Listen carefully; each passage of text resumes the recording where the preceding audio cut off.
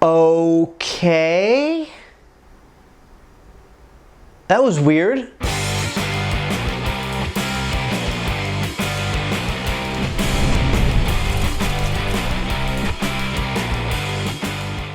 Hey everyone, it's Alexander, the real Mr. Robinson. Welcome to the channel, and this is my review for Halloween Ends, which is the fourth and final film in this Halloween timeline, which contains 1978's Halloween, 2018's Halloween, last year's Halloween Kills, and Halloween Ends.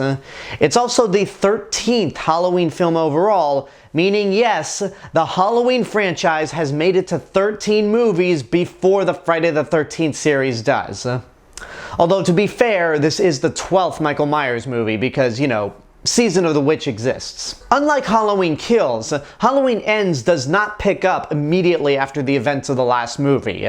Instead, this movie takes place about 4 years after the events of Halloween 2018 and Halloween Kills. After Michael Myers just murdered a ton of people, including ex-Sheriff Brackett, Nurse Marion Chambers, Tommy Doyle, Big John, Little John, and Laurie Strode's own daughter, Karen, he disappeared. He has not been seen in this amount of time, and Laurie Strode now lives in a bigger house with her granddaughter, Allison, and they pretty much moving on. But of course, it wouldn't be a Halloween movie without Michael Myers, and as all the trailers have marketed this movie, it's the big final showdown between Laurie Strode and Michael Myers. That's all I'm going to say about the plot of this film, because the trailers have been incredibly vague, and with what happens throughout this film, I'm not exactly sure how much I can talk about without actually spoiling certain aspects of the movie. All I can do is just review this as best I can and tell you how I feel about it compared to the previous movies in this timeline, because the Halloween series is much like the Godzilla series, where there's multiple timelines, some of which spawn from the original movie, whereas others are their own thing. And this particular timeline, I mean, the 78 movie is a classic. Halloween 2018, I really love. Halloween Kills was a massive disappointment, although I've learned to appreciate certain aspects of it, like the violence. The kills are pretty brutal, and that sequence where Michael Myers walks out of the flaming house to fight all those firefighters is so cool. It is an awesome scene. And then, of course, the score is awesome as well. But with the way Halloween Kills ended, I wasn't entirely sure how I felt about this movie going into it. Like, I wasn't super enthusiastic, but then again, the Halloween movies have gone through a whole lot worse. Like, there are far worse movies out there than Halloween Kills. At worst, Kills is just average. So with Halloween Ends, I will just say this right now. If you're going into this expecting it to be a murder fest in the same vein as Halloween Kills, you're going to be wildly disappointed. But if you go into this movie expecting it to be more like the 2018 movie, where it focuses on the main characters and how Michael Myers has affected their lives, you will get that, but I don't think it's done as well as in the 2018 movie. And there's a lot of plot decisions throughout this film that are, let's just say, interesting. It's really hard for me to go into the specifics about this movie in particular without spoiling it, because if I bring up other Halloween movies and talk about how, oh, there's some parts of this movie that reminds me of this Halloween movie, then I feel like hardcore Halloween fans will get it right away. So by saying that, I'd be spoiling the movie. So I'll just talk about what I liked. The performances are good.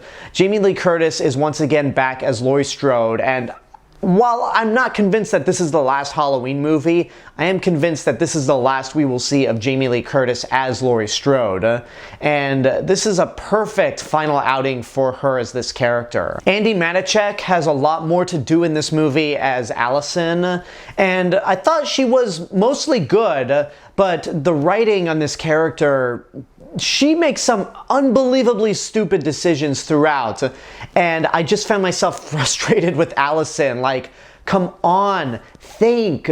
Like, come I can't go into it. If I go into the specifics, I'll be spoiling the parts of this movie that are not featured in the trailer. But needless to say, I found myself a little frustrated. The score is once again iconic. John Carpenter, Cody Carpenter, and Daniel Davies do a fantastic job. And I like how with each of these three Blumhouse Halloween movies, they give them their own unique sounding score.